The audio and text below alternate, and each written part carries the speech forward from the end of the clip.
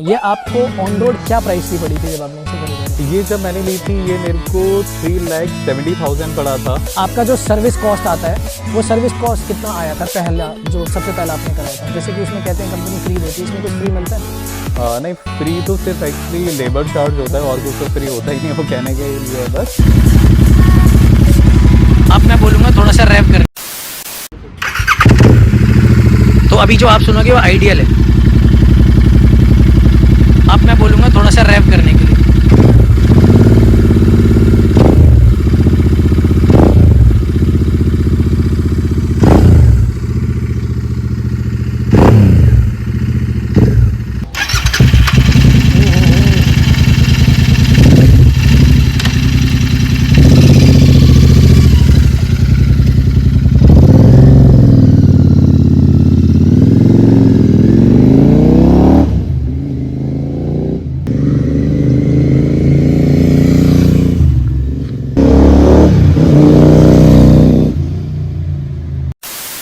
दोस्तों, अगर एक बाइकर से पूछे ना कि उसका फेवरेट म्यूजिक कौन सा होता है, तो वो हमेशा बोलेगा उसकी बाइक का एग्जॉस्ट नोट। अब ऐसे में जो अगर आपको एग्जॉस्ट नोट चाहिए तो लाखों रुपए खर्च करने पड़ते हैं, बट आज मैं एक ऐसे बाइक के बारे में बात करूंगा जिसका एग्जॉस्ट नोट इतना अमेजिंग है जिसका मुझे भी अंदाजा नहीं था। तो आज जिस हम बाइक के बारे में बात करें वो है रॉयल एनफील्ड की interceptor 650।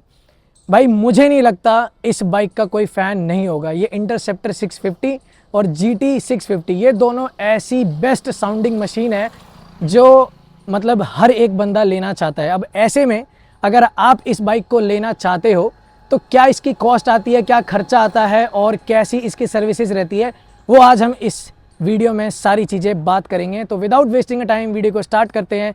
So welcome back to the channel guys, this is Sameer Khan and you are watching Moto World.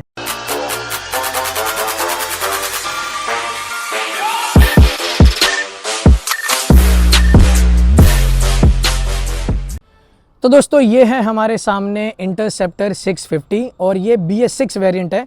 तो कुछ इस तरीके की इसकी चाबी मिलती है, तो 2 चाबी मिलेगी आपको। और इसके बारे में मुझे पता है आप लोग ज़्यादा बात नहीं करना चाहोगे, सिर्फ और सिर्फ इसका एग्जॉस्ट साउंड सुनना चाहोगे।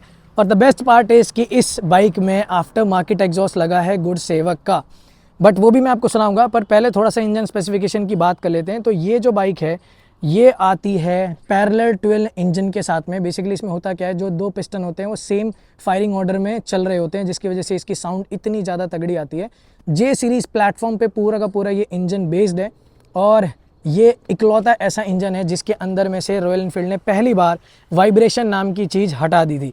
तो इसके इंजन स्पेसिफिकेशन की अगर मैं बात करूँ तो ये इंजन आता है हमारा 47.5 bhp with 53 newton metre torque, जो कि अपने आप में एक कमाल ही पावर टू वेट रेशियो है। ये जो इंजन है ये आता है ऑयल कूल्ड सिस्टम के साथ में, तो आपको ये काफ़ी लंबे टाइम पे हेल्प करता है इंजन को ठंडा रखने के लिए।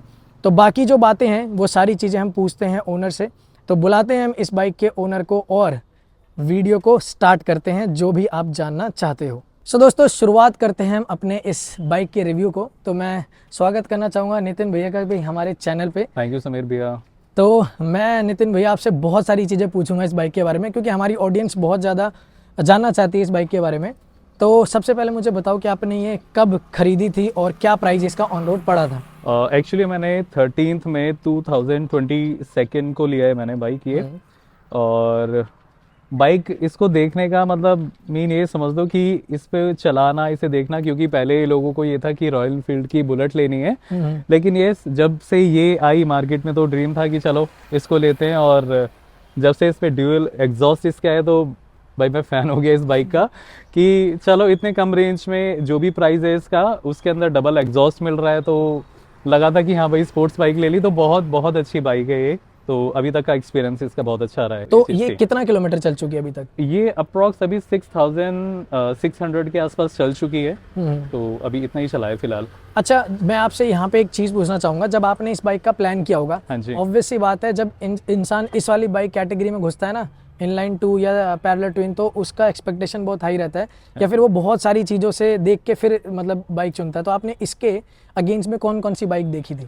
एक्चुअली बाइक तो मैंने ऑप्शन उसमें देखा था, मैंने देखी तो R1 भी थी, R15 देखनी थी, बट आई थिंक वो सीट उसकी कंफर्टेबल नहीं होती, वो जैसे कहते हैं ना कि फर्स्ट फ्लोर पे बंदा बैठ गया है तो इस वजह से मुझे लगा अब भरोसा आरी का यार, रॉयल इनफील्ड तो एक अलग ही मतलब लीग पे चला गया, अलग ही चला गया।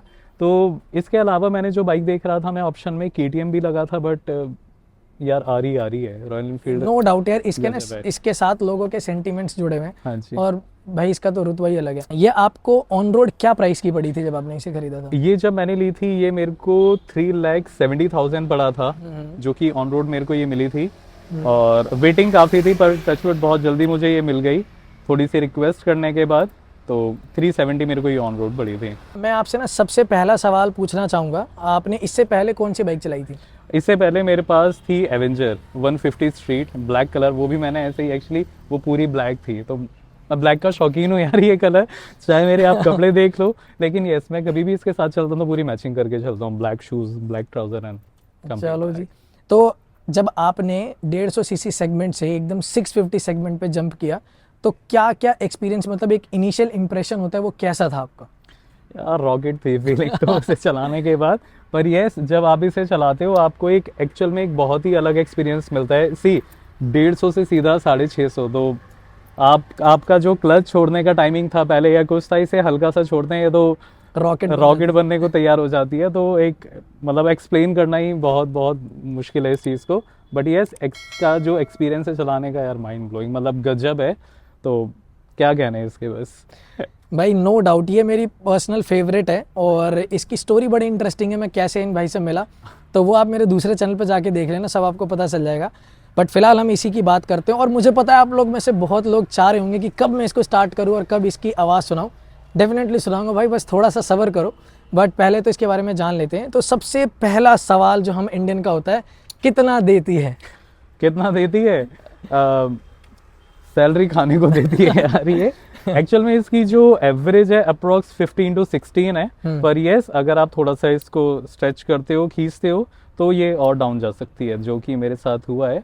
तो 15-16 आप मान के चलो कि आपको ये 15-16 ठीक दे देगी। अच्छा, आपने इसके अंदर में एग्जॉस्ट आफ्टर मार्केट लगवा रखे हैं, उसके बाद है या फिर ये स्टार्टिंग से ही मतलब इतना एवरेज दे रही थी? एक्चुअली जिस दिन ये निकाली थी शोरूम से, उसी दिन मैंने जो एक्चुअली शोरूम पर थे, मैंने उन्हीं को बोला था कि इसके लिए कंपनी क्या कोई रिकमेंड करती है कि कोई एग्जॉस्ट, तो उन्होंने बताया कि कंपनी वैसे तो नहीं करती, पर यस इसके लिए जो सबसे बेस्ट ऑप्शन है वो गुड सेवक का है, तो मुझे वो लगा। तो नो डाउट इसकी साउंडिंग बहुत अमेजिंग है। मेरी पर्सनल फेवरेट एग्जॉस्ट है इंटरसेप्टर, और जीटी के साथ में दोनों पर कंपैटिबल है, और जीटी का भी अगर आप प्लान करें तो ऑलमोस्ट चीज़ें सेम ही मिलेगी, बस 80% सब सेम है। तो अब मुझे आपसे ये पूछना है कि आप इस पर कितनी सर्विस करवा चुके हो अभी तक? एक्चुअली इसकी अभी तक 3 सर्विस कंप्लीट हो चुकी हैं, जो कि हर 4 मंथ में मैंने इसमें करवाई है। बिकॉज ऑफ चलती कम है, मैं इतना इसको नहीं चलाता हूँ, बिकॉज ऑफ एक तो ट्रैफिक करके भी जो ऑफिस टाइम में ट्रैफिक में फंसे रहते हैं, इंजन से थोड़ी हीट तो आती है, तो इस वजह से तो इसको मैंने हर 4 मंथ में सर्विस करा दिया है। टाइमली इसकी सर्विस हुई है, जिससे कि इसको कोई प्रॉब्लम ना हो, कि कभी भी चलाऊं तो बहुत अच्छे से ही चले, तो ये इसका मेन चीज़ है। तो मुझे आपसे एक चीज़ और पूछनी है कि जो इसका सर्विस इंटरवल होता है वो क्या इंटरवल होता है, और इसकी प्राइसिंग क्या आती है, फर्स्ट सर्विस और जो आपने अभी तक लास्ट जो करवाई है उसमें? एक्चुअली समीर भैया, इसके अंदर जो अभी तक सर्विस का रहा है वो जो कंपनी बोलती है इसके लिए कि अप्रॉक्स 6 मंथ आपका होना चाहिए, अदरवाइज 10,000 होना चाहिए। लेकिन यार कहाँ कंपनी, क्योंकि बहुत सारी चीज़ें कंपनी क्लेम करती है, ये भी करना चाहिए, बट अपनी सेटिस्फेक्शन के लिए एवरी 4 मंथ मैंने इसको टाइमली करवाया कि कभी मेरे को कहीं जाना है या कुछ है तो कोई इशू ना है, तो अपनी तरफ से मैंने इसको एवरी 4 मंथ पे करा दिया है। तो बेसिकली इसके अंदर में जो आता है वो पहली सर्विस तो हर, चाहे कार लो चाहे आप बाइक लो, कुछ भी हो, वो वही 500 से 1000 किलोमीटर होता है। बाकी जो इसका सर्विस इंटरवल है वो है 10,000 किलोमीटर या फिर 6 महीने, या तो आपके 6 महीने हो जाए और या तो आपके 10,000 किलोमीटर हो जाए, वो दोनों में से कोई सा भी पहला होगा उस पर आपको सर्विस करवाना ही पड़ेगा। आपका जो सर्विस कॉस्ट आता है वो सर्विस कॉस्ट कितना आया था पहला, जो सबसे पहला आपने कराया था? जैसे कि उसमें कहते हैं कंपनी फ्री देती है, इसमें कुछ फ्री मिलता है? नहीं, फ्री तो सिर्फ एक्चुअली लेबर चार्ज होता है, और कुछ तो फ्री होता ही नहीं, वो कहने के लिए है बस। पर इसमें ऑयल वगैरह ये सारी चीज़ें, फर्स्ट मेरी जो सर्विस थी अप्रॉक्स 4,000 प्लस थी, एग्जैक्ट अमाउंट तो मुझे अभी याद नहीं है, तो 4,000 समथिंग ही था वो उसका, 4,500 पहली सर्विस। हाँ जी। ओके, और जो इसकी लास्ट जो मतलब अभी जो आपने लेटेस्ट कराई है वो?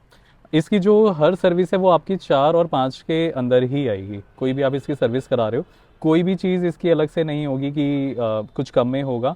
तो वो जेन्युइन रेट उतना ही है, 4 to 5,000, वो भी डिस्काउंट करके। उन्होंने यार डिस्काउंट बोला, डिस्काउंट ये दे रहे हैं, बट इतना ही था इसका। तो भाई एक आपको आइडिया मिल गया होगा कि अगर आप इसको ले रहे हो तो इसका मेंटेनेंस कॉस्ट क्या रहने वाला है। अच्छा, उस मेंटेनेंस कॉस्ट में मैं एक चीज़ पूछना चाहूँगा, तो अभी तक आपने इसका ब्रेक पैड चेंज करवाया अभी सर्विस में? नहीं, अभी तक इसका ब्रेक पैड अभी तक चेंज नहीं हुआ है, सिर्फ फिल्टर इसका एक बार अभी चेंज हुआ है। ओके, तो भाई ये ब्रेक पैड हटाने के बाद है। और जो मेजर सर्विस होता है उसके अंदर में मैं थोड़ी बहुत चीज़ें आपको बता दूं कि मेजर सर्विस में होता है जो दोनों ब्रेक पैड चेंज होते हैं, थ्रॉटल बॉडी साफ़ होती है और यही सारी, और इंजेक्टर्स वगैरह साफ़ होते हैं। तो वो आप देख लो तो एक 4,000 से 5,000 के बीच रफली अगर आपका ये सारी चीज़ें नहीं आती, थ्रॉटल बॉडी और इसका ब्रेक पैड, तो ये है तो रफली अबाउट 6,000 के आसपास चला जाएगा अगर आप ये सब करोगे। तो ये आपके ऊपर मैं छोड़ता हूँ कि भाई ये महंगी है या सस्ती, वो आपके ऊपर है। But to be very honest 650 के हिसाब से काफ़ी डिसेंट इसका सर्विस कॉस्ट है, क्योंकि बहुत ज़्यादा मतलब सीसी की बाइक है ये। अच्छा, मैं एक चीज़ यहाँ पे नोटिस कर रहा हूँ कि इसका जो कलर है वो थोड़ा सा डिफरेंट है as compare to other Interceptor, plus इसके अंदर में आपने कुछ एक्स्ट्रा चीज़ें भी लगाए हैं। तो वो आप मुझे बताओ कि आपने क्या क्या इसके अंदर में करवाया। सबसे पहले समीर भैया, कलर की अगर बात करते हैं तो मैं एक बार प्लीज़ कहूँगा, कैमरा अगर आप थोड़ा पास लेके आएँ, ये इसका एक्चुअल कलर नहीं है, इसमें एक्चुअली रैप है, ये ब्लैक रैप है ये, इस पे कोई जल्दी शायद कह नहीं सकता। सीरियसली मैंने भी नहीं पहचाना, वो तो आपने बताया मुझे, मैंने इस लोगो को देख के सोचा कि यार ये तो डिफरेंट लग रही है थोड़ी, तो आपने बताया तो रैप है। सीरियसली कोई बता नहीं सकता इसको रैप है। एक्चुअली सनसेट कलर कहते हैं इसको। जो इसके एक्चुअल जो कलर है वो ब्लैक इसका टैंक है, जिसपे रेड एंड गोल्डन स्ट्रैप है। आई थिंक अगर आप पास से देखेंगे तो यहाँ पे हल्का हल्का आपको दिखेगा कि इसकी स्ट्रैप का है, और इवन रॉयल एनफील्ड का जो ओरिजिनल अंदर स्टिकर है वो है। बट मैंने इस पे आरी अपना कस्टम एक निकलवाया था जो मुझे अच्छा लगा था, तो पता नहीं है कैसा लगेगा, ऑब्वियसली ऑडियंस बताएगी। मुझे सीरियसली अच्छा लग रहा है, मतलब आप ज्यादा छेड़खानी नहीं करते स्टिकरिंग में, बिल्कुल बेसिक सिंपल बेसिक। और ये काउल मैं देख सकता हूँ, तो ये सीट काउल पीछे का कंपनी से आता है फिर आपने अलग से? ये मैंने सीट जो थी ये शोरूम से ही मैंने ऑर्डर वहाँ पे करवाया था। जिस दिन बाइक ली थी उसके नेक्स्ट डे एक्चुअली मैं चला गया था। ये सीट मैंने जीटी की जो आती थी वो उन्होंने कहा था इसमें सीट ये लगेगी, तो पहले सीट ऑर्डर करी, फिर उसके हिसाब से बाद में काउल आया। ठीक है, तो ये भी मेरे को अच्छा खासा इसका पड़ गया था। अप्रॉक्स 6,000 की सीट थी और 5,000 के आसपास मेरा काउल था। ये अलग ही ऑर्डर हुआ था सेम टाइम। ये वैसे आपने मुझे अभी बताया तब मैंने नोटिस किया, मैं भूल गया था कि ये इंटरसेप्टर की सीट नहीं है, ये जीटी वाली सीट है। बिल्कुल बट सच एन अमेजिंग यार, मतलब अमेजिंग लग रहा है इसके साथ में, बिल्कुल मैच हो रहा है।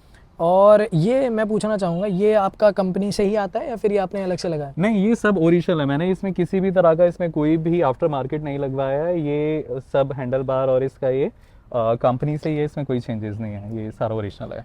तो आइडिया मिल गया होगा आपको दोस्तों कि क्या क्या चीज़ें इसके अंदर में लगी है। अभी तक आपने इसको मतलब 2022 में ख़रीदा है, तो 1 साल का ओनरशिप आपका टोटल है। तो कभी आपको ऐसा लगा है कि यार मतलब मैंने रॉयल एनफील्ड की बाइक ले ली तो सर्विसेज में कोई प्रॉब्लम, मतलब शोरूम से आप कितना हद तक सेटिस्फाइड हो और इस व्हीकल से कितना सेटिस्फाइड हो? डेफिनेटली ये मैं तो ठोक बजा के कह सकता हूँ कि यस, अगर मैंने बाइक रॉयल एनफील्ड की ली है तो एक्सपीरियंस तो मेरा बहुत अच्छा, आई थिंक सबका शायद नहीं हो पाता, पर हाँ मेरे को बहुत अच्छा अभी तक एक्सपीरियंस मिला है इसके लिए। टाइम से मेरी सर्विस हो गई है, बल्कि जो टाइम वो देते हैं 4-5 घंटे उससे पहले हो चुका है।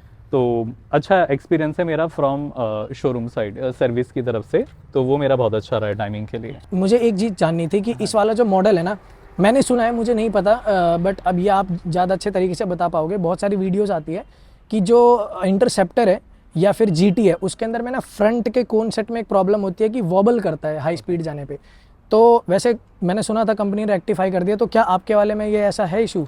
0% है, ऐसा कुछ भी नहीं है। आई थिंक हो सकता है वो पहले वाले में था जो कि कंटिन्यूस में कर रहे थे, बट यस जो अभी इंटरसेप्टर है इसके अंदर ये ऐसा कोई इशू नहीं है। कोई भी अगर आप चला के देखें, आप खुद आप आई थिंक एक्सपीरियंस करेंगे। आप चला के थोड़े स्पीड पे, वैसे मैं रिकमेंड नहीं करूंगा किसी को कि वो हाथ छोड़े, पर यस आप एक बार ट्राई कर सकते हो कि बिल्कुल भी ऐसा नहीं होगा, बल्कि प्रॉब्लम नहीं है इसमें। तो इसका जो टैंक है वो कितने लीटर का आता है? Approx 13 litre. अब अगला पॉइंट आपसे ये पूछना है, और वैसे हम दोनों के बीच में हाइट का भी डिफरेंस है तो वो भी एक बहुत बड़ा मेजर रोल प्ले करेगा। जैसे कि ये बाइक है ना अप्रॉक्स 200 किलो की तो है आराम से, 650 सीसी का इंजन है। और तो कभी आपको सिटी में ऐसा प्रॉब्लम हुआ कि यार इसका वेट मतलब बहुत इशू कर रहा है, या फिर इसको टर्निंग रेडियस कैसे है इसका?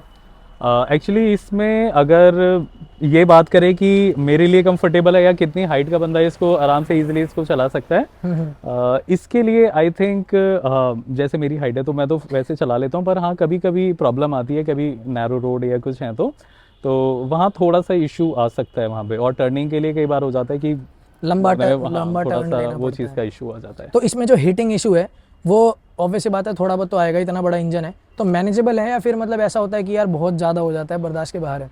विंटर्स में तो मज़ा आता है ये चीज़ है, क्योंकि ऑब्वियसली अभी विंटर्स का टाइम है तो अभी तो मज़ा आ रहा है, पर हाँ एक चीज़ है इसके अंदर, जब समर में अगर आप इसको राइड कर रहे हैं तो थोड़ा सा कुछ प्रोटेक्टर अगर आपके पास ऐसा हो जो कि आप इसको पहन के आप राइड करें, अदरवाइज आपके जो थाइज हैं वो पूरी रेड हो जाएंगी। ओ भाई, ये चीज़ तो है, हीटिंग आती है और बहुत तेज़ भी आती है। ये तो है। तो अभी ना मैं आपको थोड़ा सा एक रेफरेंस दिखाऊंगा। मेरी हाइट है 5'6", भैया की हाइट है 5'11", तो इनके लिए तो कोई प्रॉब्लम नहीं होने वाली। मेरे जैसे बंदों के लिए देखते हैं कि क्या रहेगा कि अगर मैं इस पर बैठता हूँ। तो देखो अब मैं इसको बैठता हूँ और साथ के साथ आपको सुना भी देता हूँ जिस चीज़ का आपको बड़े बेसब्री से इंतज़ार है। तो ये देखो मेरी हाइट है 5'6" और दोनों साइड टिप टो हो रहे हैं, आप देख सकते हो एग्जैक्ट इतना ही मेरा है। अब इसमें ये आगे पीछे करने में आपको प्रॉब्लम तो होगी भाई, 200 किलो की है। अब मैं इसको स्टार्ट करता हूँ।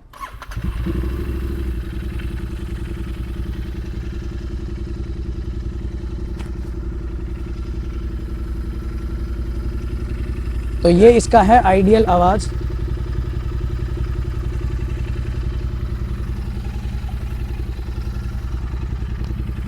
तो मैं थोड़ा सा पास आ जाता हूँ ताकि आपको बेहतर तरीके से आए। तो अभी जो आप सुन रहे हो ये आइडियल आवाज़ है। अब मैं करता हूँ इसको रैव।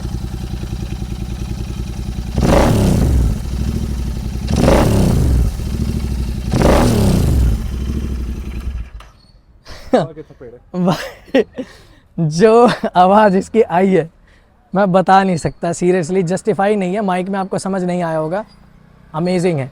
सो दोस्तों आई होप आपको ये जो एग्जॉस्ट साउंड है वो अच्छा लगा होगा।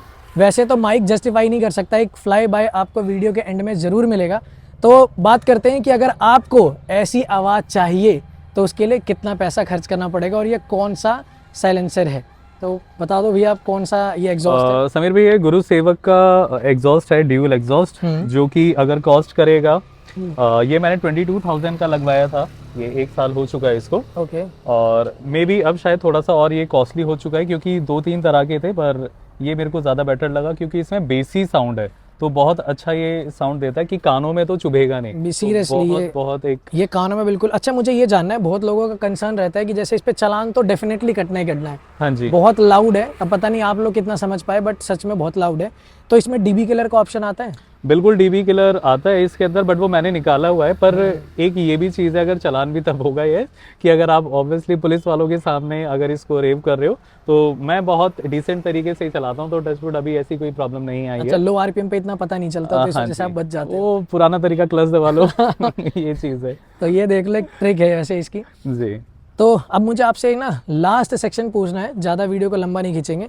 अगर आपके पास में एज एन कंज्यूमर पूछा जाए कि इसमें क्या क्या आप कंपनी की तरफ से चेंज करवाना चाहो, जो अगला वर्जन आता है अगर, तो क्या क्या चीज़ें इसके अंदर में ध्यान रखनी चाहिए और वो चीज़ जो आप चाहते हो इस बाइक में? एक्चुअली कंपनी से तो मैं बस एक ही रिक्वेस्ट कर सकता हूँ, क्योंकि ये चीज़ें ऐसी हैं कि हम इसे बेधड़क कहीं भी लेके निकल सकते हैं, पर हाँ कोई भी रिलायबल कोई ऐसी चीज़ हो तो बंदा ट्रस्ट कर सकता है उस चीज़ पे।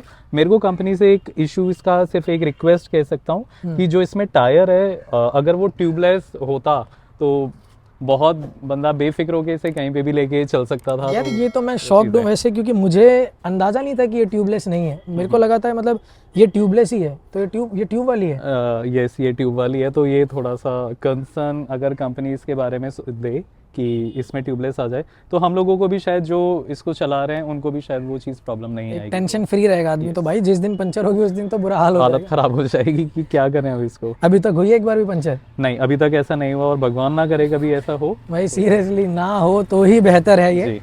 तो दोस्तों आई होप आपको ये लगभग सारी चीज़ें समझ आई होगी। अगर आप इंटरसेप्टर 650 या GT 650 को लेना चाहते हैं तो क्या इसका ओनरशिप एक्सपीरियंस रहता है, क्या इसकी सर्विस कॉस्ट रहती है, क्या इसका माइलेज आता है, ओवरऑल एक्सपीरियंस 6000 का कैसा रहा। तो अगर आपको ये वीडियो किसी भी रीज़न से पसंद आई है तो वीडियो को लाइक कर देना, चैनल को सब्सक्राइब कर देना, और भैया का भी एक चैनल है जिसके बारे में बताएंगे, तो उसको भी जाके आप सब्सक्राइब कर देना। डिस्क्रिप्शन में सारी डिटेल दी होगी। तो बता दो भैया आप अपने चैनल के बारे में। मेरे चैनल का नेम है इरोफिक Nitin Soni vlog, but yes अगर आप उसको सब्सक्राइब करेंगे तो मैं उस पर डेली वीडियो डाल सकता हूँ। अभी बस वो ऐसे एक फैमिली चैनल मैंने बनाया हुआ है, पर आप प्लीज़ जाके उसको ज़रूर देखना, लाइक करना, शेयर करना, सब्सक्राइब ज़रूर करना। तो बाकी की डिटेल भाई अपने ब्लॉग में दे देंगे। सारी चीज़ें आप जाके देख लेना, कुछ भी पूछना हो ना भाई तंग कर देना इनको, बिल्कुल सब्सक्राइब करके और इंस्टाग्राम फॉलो कर करके तंग कर देना कि मुझे ये चाहिए वो चाहिए, क्या क्या करना है। तो अब इसी नोट पे करते हैं इस वीडियो को क्लोज।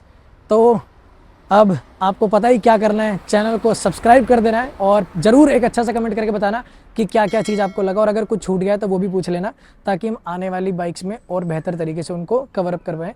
तो अभी के लिए बस इतना ही, तो मिलेंगे हमारे ऐसे किसी नेक्स्ट रिव्यू में। Till then bye bye.